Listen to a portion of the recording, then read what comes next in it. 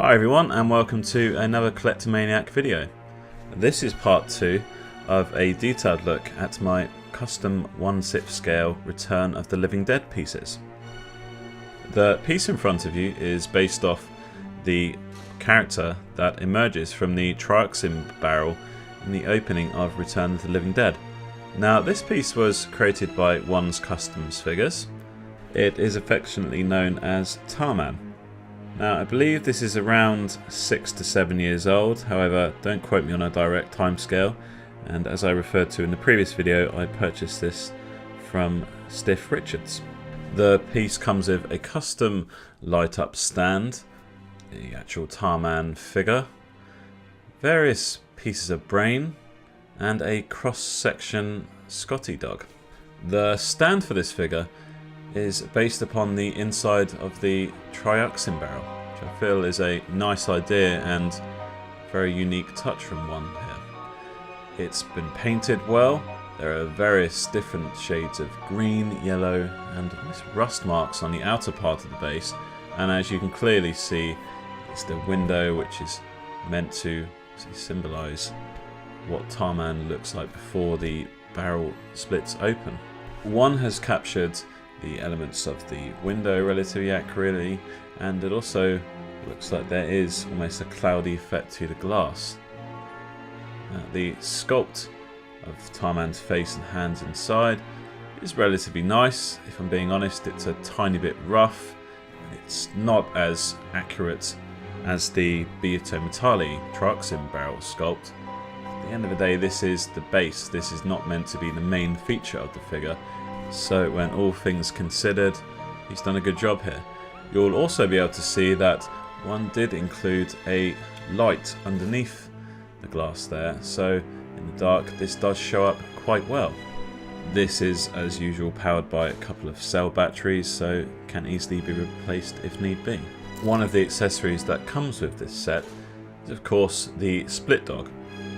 Now on the fur side you can see One has been able to achieve some texture here. It is of course nowhere near the current level of fur work that One is capable of producing today, and the overall shape of the dog is there. You can see the ears, the eyes, the mouth, see the paws and the tail. It's mounted on the same kind of stand that it is in the film, and it looks fairly accurate. Looking at the opposite side of the split dog, you can see the level of detail One has been able to achieve. You're able to see the spinal cord and spine itself going across the dog. There are lots of individual organs. They're painted in different colours as well. They're not all the same shade. And he's been able to sculpt in and show off a lot of detail of here when you compare it to the source material. Overall, I think it's a very accurate and worthy tribute to the split dog. And I'm pretty sure if you were to ask anybody who's seen Return of the Living Dead what this was, they'd of course immediately be able to recognise it. To try and achieve the tar-like effect that was portrayed in the film, One has covered the body in a hot black glue. Now the issue with this is that in the film Tarman was actually wearing trousers and clothes underneath, and it was melted through, which unfortunately here on the lower half of the piece it really ends up looking like a clumpy mess and restricts the movement of the piece. Looking at the upper body here, this is far better than the lower half body in that you can actually see some of the clothes that Tarman was wearing before, where there's almost strips of material, it's melted through. The arms have some of the bits of material that were hanging off during the film. Certainly when you look at the detail that he's been able to show on the ribcage, it's exposed, and it looks far more accurate to the source material overall. So to be honest, it's just a shame that it wasn't able to be replicated downwards. When looking at the back of Tarman, you can see that there are again strips of material that have trailed around from the front. The spine is exposed, which looks nice and detailed. He's also obviously given blood and various other effects. You can see the shoulder blades there, Again, it's very well done. A small but novel idea, which one does include in quite a few of his pieces, is that he's actually put magnets in both hands and the opposing pole magnets in the various bits of brain. So as you can see, they do actually stick quite well to the hands. This was a nice idea from one. It's not the first time I've seen him use magnets, and it definitely wasn't the last. Probably one of my favourite features of the piece. The pieces of brains themselves are sculpted very well. They're the accurate shape according to the film. They do have an element of blood coating on that's slightly glistening.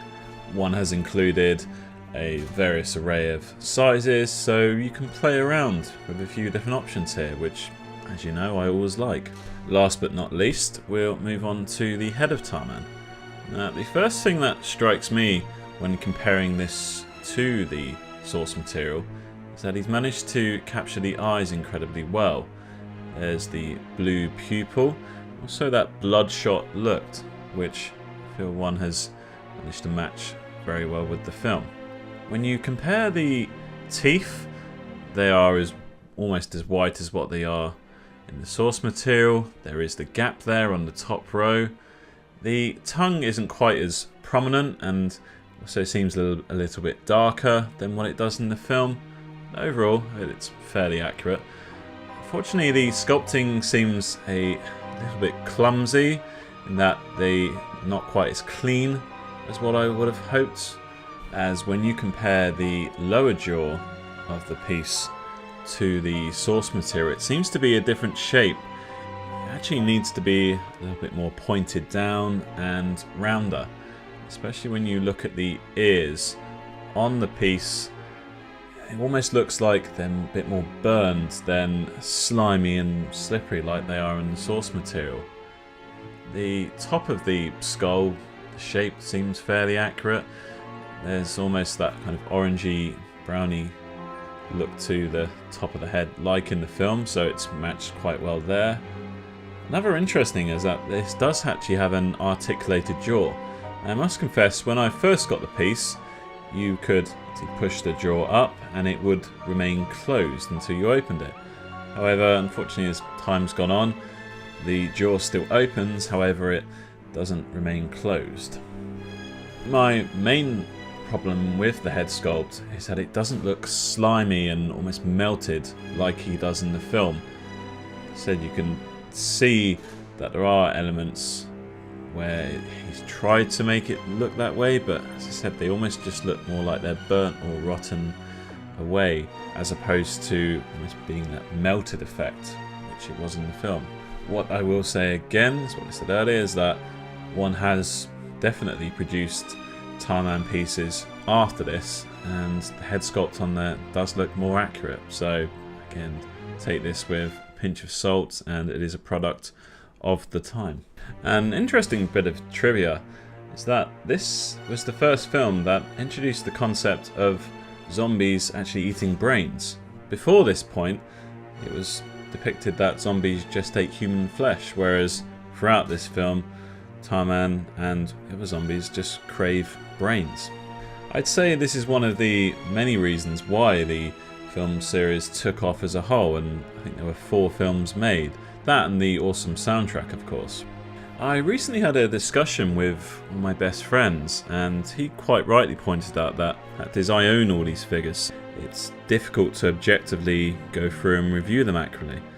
Now, as you may have noticed, this is the first piece that I've been a bit more critical on, and mainly that's because it just shows its age and a few more of the inaccuracies when you compare to the source material, and also the level that the other pieces were at compared to the level of, say, one's customs at now. This really is a piece of 2 halves. As I stated at the beginning, I really like the base. It's unique, it is completely custom.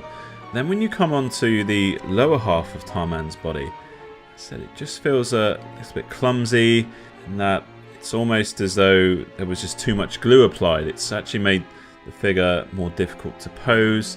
And when you compare to the source material, he wore in fact trousers there. You know, he was able to move around, and you know, it wasn't exactly fast, but he was still mobile, and this piece quite frankly isn't.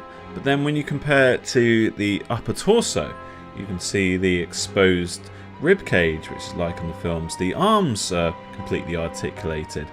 You can have the brains attached to the hands just by magnets. These are nice touches, and they don't really show their age as much as the lower piece. And when we finished on the head sculpt, again, that shows inaccuracies when compared to the source material. It's painted nicely enough, but again, when I've compared this to previous pieces of the same age, it looks far more aged. So it's been a difficult one, I must admit, with this. Overall, I think it's a good piece. It's by no means the best piece out there, and I will link what I class as the best Tarman piece in the description below. It's by a guy called Darth Magnus. Some of you may or may not know him, but I'd thoroughly recommend you check out his channel. And his piece is a collaboration between Kane Productions, who we know very well from our Sam Truck or Treat piece, and of course Jacob Raymer. I really hope you've enjoyed both part 1 and part 2 of these videos, looking at my custom 1/6 scale Return of the Living Dead pieces, and I'm sure you can appreciate why I wanted to bundle them together. If you enjoyed watching this video, please give it a like. Again, I always like to hear your feedback on these pieces, whether you agree with me, whether you don't. Please write below and I'll be sure to respond. If you haven't already subscribed to the channel, then please do so. I'm hoping to get to 100 subscribers as soon as possible, as I have a very special reveal of a piece that only a very select few people have ever seen. So please do that if you haven't done so already. Thank you very much for watching this Collectomaniac video, and I'll see you on the next one. Goodbye.